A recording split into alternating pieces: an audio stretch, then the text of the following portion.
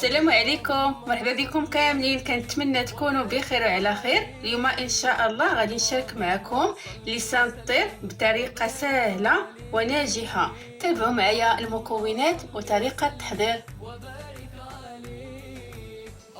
بالنسبه للمكونات كنحتاجو 500 غرام ديال الدقيق الابيض الخاص بالحلويات، وكنحتاجو 2 ملاعق كبار ديال الزنجلان مطحون ومغربل، 1 ملعقه صغيره ديال القرفه، وملعقه صغيره ديال حبه حلاوه والنافع، ونصف كاس ديال ماء الزهر، 1 الكاس ديال ماء دافي، ونصف كاس ديال الزبده المذابه، وزدت عليها نصف كاس ديال الزيت النباتيه.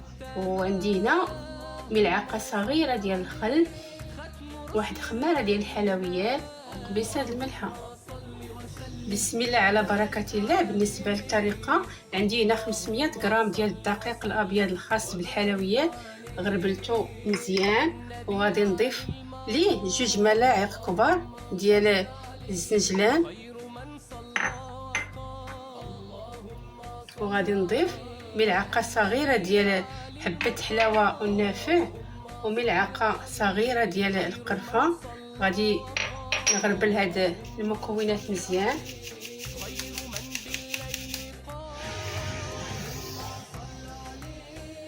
وغادي نضيف نصف كاس ديال ماء الزهر، وملعقه صغيره ديال الخل،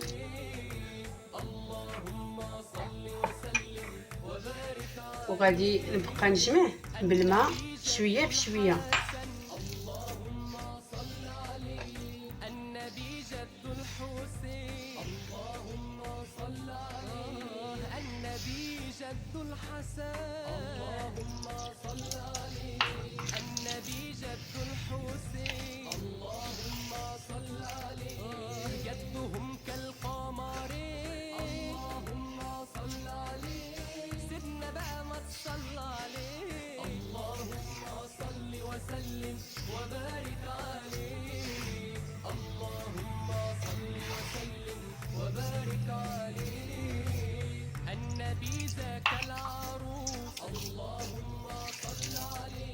مدحه يحيي النفوس. اللهم صل عليه النبي ذاك. صافي كنبقى نضيف الماء شويه بشويه حتى كنحصل على هذا القوام، ما كتلصقش في اليدين وما كتكونش قاصحه بزاف.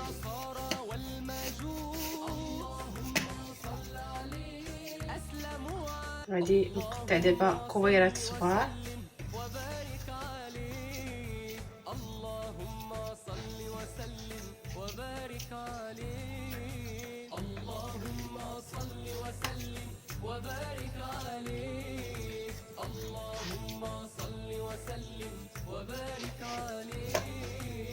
النبي ذاك الإمام. اللهم صل عليه. نوره يجلو الظلام. اللهم صل عليه. النبي ذاك الإمام. اللهم صل عليه.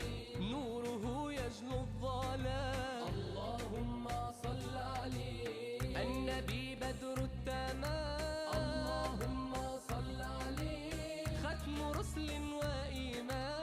اللهم صل وسلم وبارك عليه.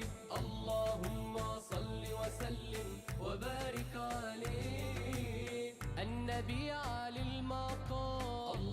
صافي هنا شكلت العجينه كامله على شكل كويرات صغار، وغادي نسرحهم، وغادي نستعمل مايزينا، وممكن تستعملوا الدقيق الابيض. صافي كنبقاو نرشوا الدقيق مايزينا وندلكو مزيان على شكل دائري، ومره مره نقلبوا العجينه باش تجينا مقاده.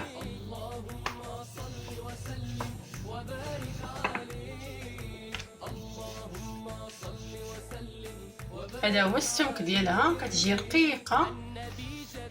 صافي كنديروا وحده فوق وحده وما كيتلصقوش حيت فيهم مايزينا. نستمر على هذه الطريقه تنكمل الكميه كامله اللي عندي.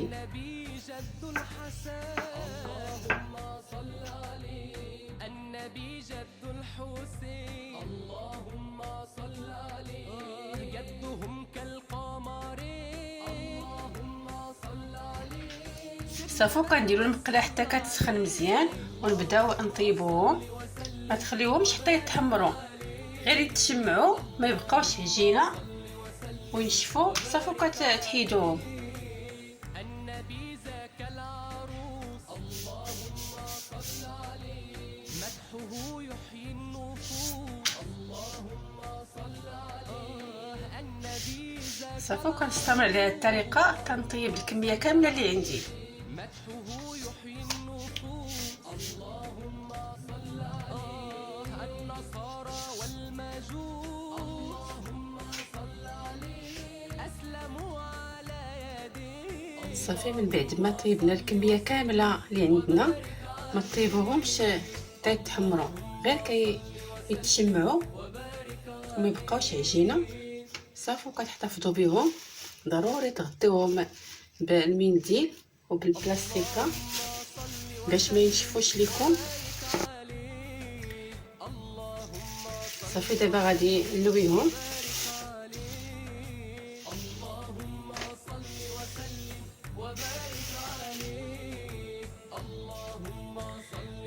صافي دابا غادي نلويهم بهذه الطريقه، ما تزيروش بزاف، غير شويه، وغادي نلصقهم بالدقيق الابيض مخلط مع الماء.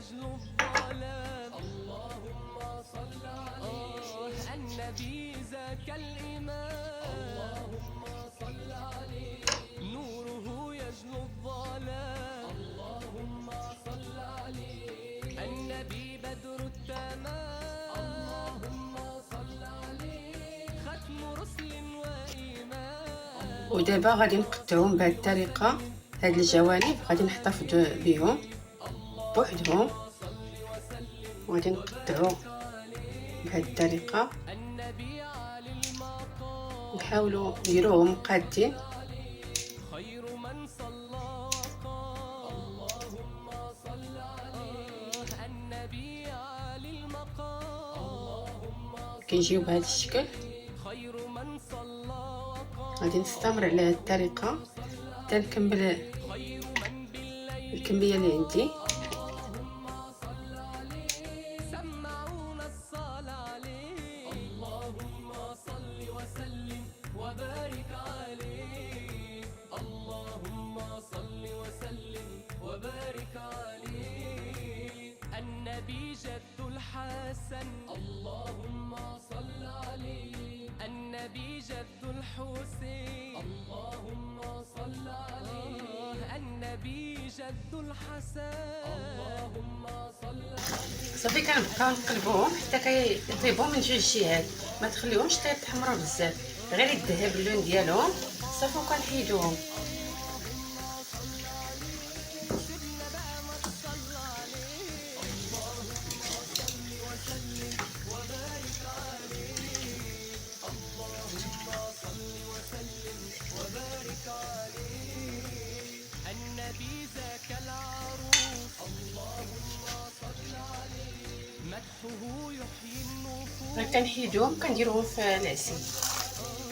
النبي زكى العروس اللهم صل عليه مدحه يحيي النفوس اللهم صل عليه النصارى والمجوس اللهم صل عليه أسلموا على يديه اللهم صل وسلم وكنستمروا في هذه الطريقه حتى نكملوا الكميه كامله اللي عندنا. وبارك عليه اللهم صل وسلم وبارك عليه اللهم صل وسلم وضروري تخليوها في العسل حتى كتعسل مزيان، وكديروها في الصفايه باش تسقطر. بالنسبه للعسل غادي نخلي لكم الرابط في صندوق الوصف. هذا هو الشكل النهائي ديال لسان الطير، كتجي رائعه وشاربه العسل. كنتمنى الوصفه تنال اعجابكم وتجربوها، والى وصفه جديده ان شاء الله.